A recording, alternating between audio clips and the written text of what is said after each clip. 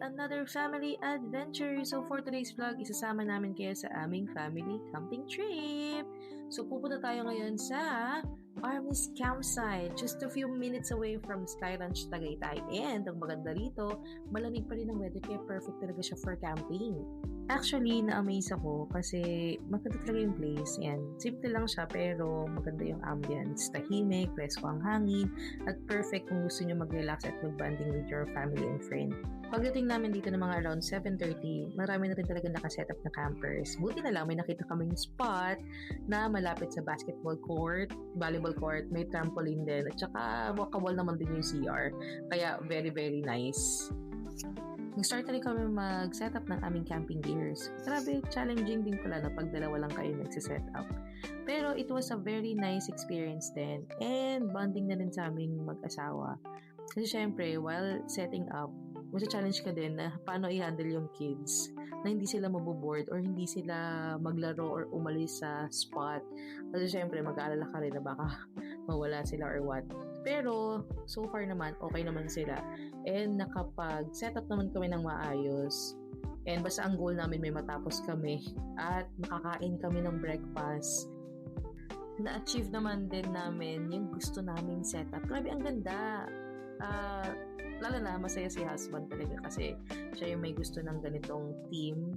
And then, before talaga kami mag-camping ulit, ang gusto niya makompleto halos lahat ng gagamitan namin. And, ayun, grabe, sobrang nice and almost perfect na din. Pero syempre, may mga kulang pa rin siguro. Pero okay lang kasi masaya siya. And may mga ganyan pa siya, may mga pa-extra pa siyang mga tali and all. Grabe, iba pa rin talaga kapag siya yung hands-on sa mga gusto namin gawin. So, kagandahan dito, kung may mga nakalimutan or may mga kulang sa mga pinamili, anytime pwedeng lumabas kasi may mga malapit na tindahan at save more dito. Kaya approve talaga. So, dito tayo sa mga madaling lutuin. Yan, ang menu natin for today is adobong pork. Yan, we're waiting, chika-chika muna. And dumating na rin yung ibang family members namin. And nag-set up na rin sila ng kanilang tent. And ngayon, chill muna kami while waiting sa food.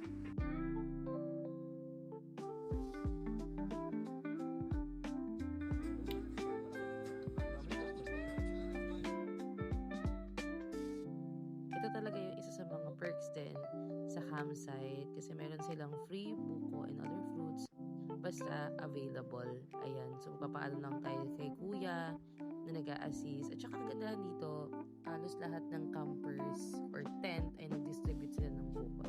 So after na maghapong paglalaro at pagse-set up ng mga tents, nakapag-settle down na rin kami. Hello mga bata.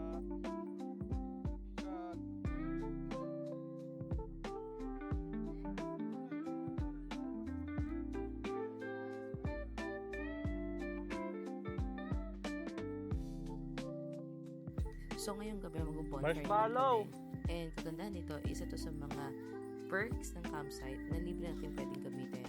Katulad din ng ibang amenities nila like basketball, volleyball, at saka ng trampoline. Pero syempre, kapag gumagamit tayo ng mga amenities, kailangan pa rin ingatan natin ito at huwag abusuhin.